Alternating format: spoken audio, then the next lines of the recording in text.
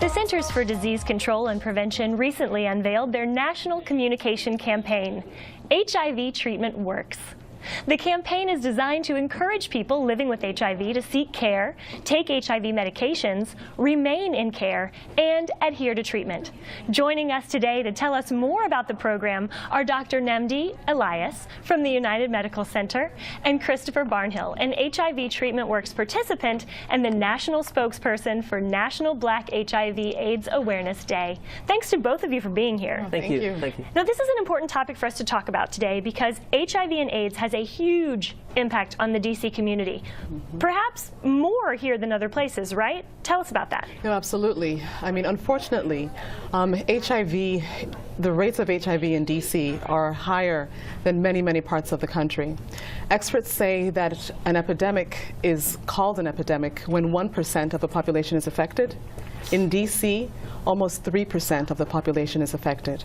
Wow, so truly an epidemic here. Absolutely. Well, tell us a little bit about the clinic and the type of care that you're providing for people with HIV and AIDS there.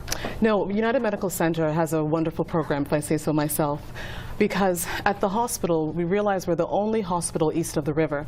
So we take our responsibility very seriously to the patients who live in the area around us.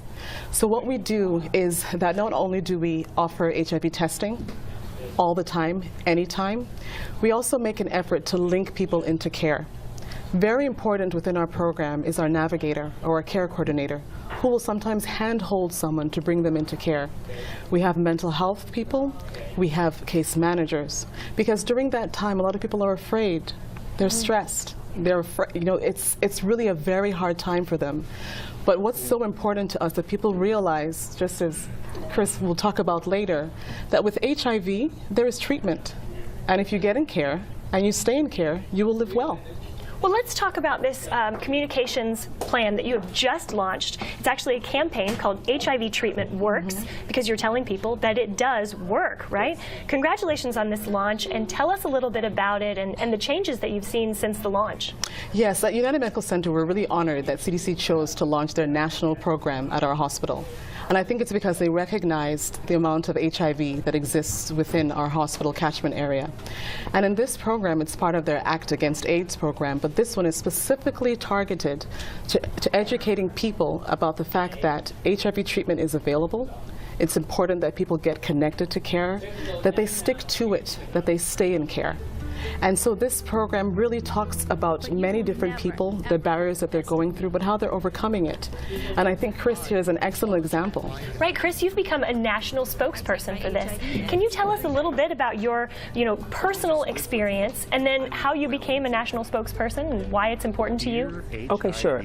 So I've been HIV positive for 27 years. I was perennially infected, and I found out about my status at a health fair when I was 16. And so for the past 10 years, I've been able to do work on various levels around HIV in terms of caring for those who are HIV positive, teaching young people about sexual health and things like that, and just kind of reminding people that HIV treatment does work. I know it sounds so cliche, but it does work, and it sounds like it's a simple thing to do. But when you have multiple layers of other stuff that is happening in your personal life, it kind of HIV treatment tends to be the last on the list among all the rest of the things. Now, Doctor, you talked a little bit about specific concerns, making sure that people stuck with their treatment and those kinds of things. Christopher, can you tell me a little bit about how you've managed to make sure that you stayed in treatment and managed your treatment? Well, I don't want to mislead people and say that it's 100% perfect. It's not. It's like a muscle. You have to keep working at it, and you'll get it right. Because there's moments where when you are refilling a prescription and the pharmacy don't have the prescription and you're on your last day of pill. What are you going to do? I mean, you have to, those situations come up, but you have to kind of plan ahead. You also have to realize what time, kind of know your schedule. If I know that at noon I'm always eating lunch and I have to take it with food, then it's important that I take it at noon.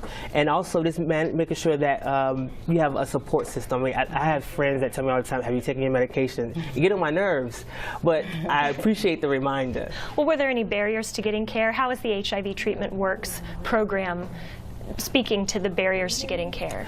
Well, So my face is located on 13th and G, and I remember there's a few times that I'm walking past it trying to hide from it a little bit because I didn't want to be recognized.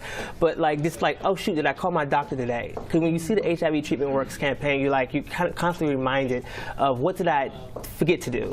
Well, I hope that this segment has been a reminder to everyone that there are places to get treatment, there's a program out there, and that there are faces like yours that are teaching them that these are, this is something they need to do for their health and for the epidemic around us. Absolutely. Now, we should also mention that tomorrow is National Black HIV and AIDS Awareness Day. Yes. So make sure that you know about that and know that there's more Let's Talk Live, so don't go away.